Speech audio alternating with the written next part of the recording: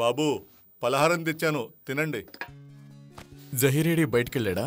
ఆయన ఈ మధ్య పొద్దున్నే లేచి త్వరగా బయటికి వెళ్ళిపోతున్నారు. రోజంతా అదే గత అన్నట్టు అక్కడే ఉంటున్నారు. అక్కడే అంటే ఎక్కడ నర్సయ్య? ఆశ్రమానికి ఉదయం సాయంత్రం 2 పూటలా వెళ్తూ ఉంటారు. మీరు చెప్పేది వింటుంటే ఆశ్చర్యంగా ఉందే. నేను చెప్పేది నిజం. రామకృష్ణ శాస్త్రి గారి ఆశ్రమం అది. ముస్లిమై ఉండి హిందూగా మారాడు జహీరు. ఆ ఆశ్రమం అన్నా అక్కడున్న దేవుడన్నా చాలా గురి అతనికి.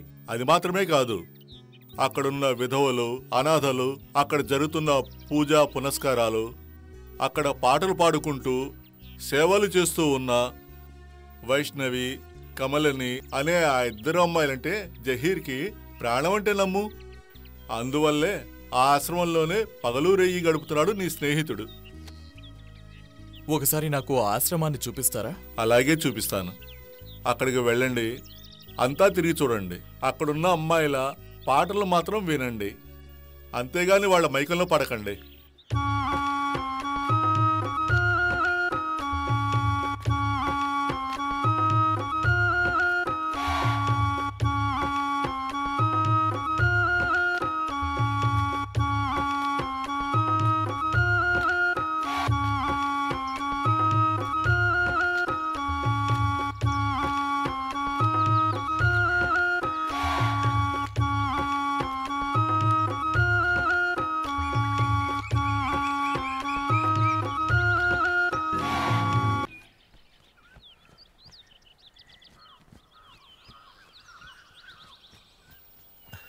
కృష్ణ, ఏంటిలా వచ్చావు?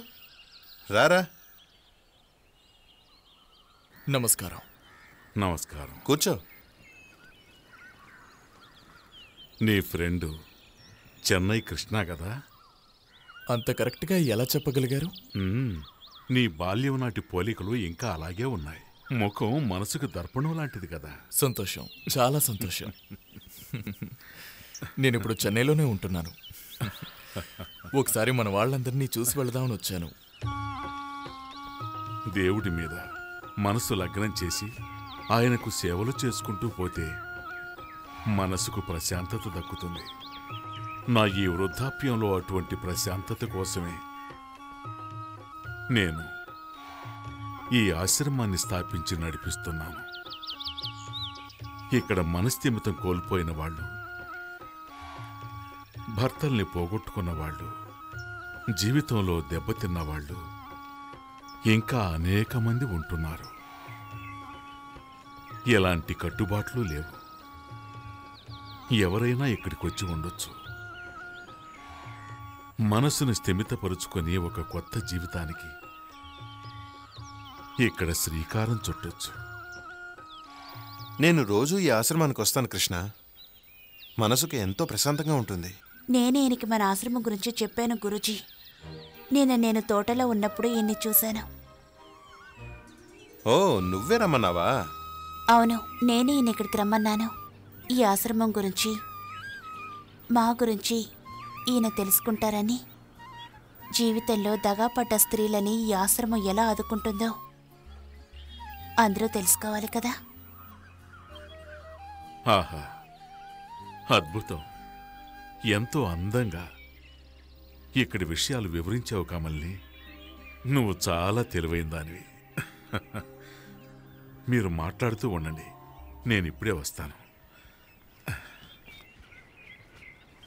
కృష్ణ, మీకు ఇష్టమైతే ఈ ఆశ్రమంలోనే ఉండొచ్చు. ఇక్కడ ఎలాంటి కట్టుబాట్లు ఉండవు. మనసులో కల్మషం లేనప్పుడు తప్పు జరిగే అవకాశం ఉండదు. తప్పు చేయనప్పుడు ఎవరికీ భయపడక్కర్లేదు. కృష్ణ, కమలిని నేను ఇక్కడే ఉండమంటోంది. ఎలా జహీర్? నేనిక్కడ ఉండడం ఏంటి? అది బాగుండదు కదా. ఎందుకు బాగుండదు? ధైర్యంగా మీరిక్కడ ఉండొచ్చు. అన్నిటికీ మనసే కారణం. రండి.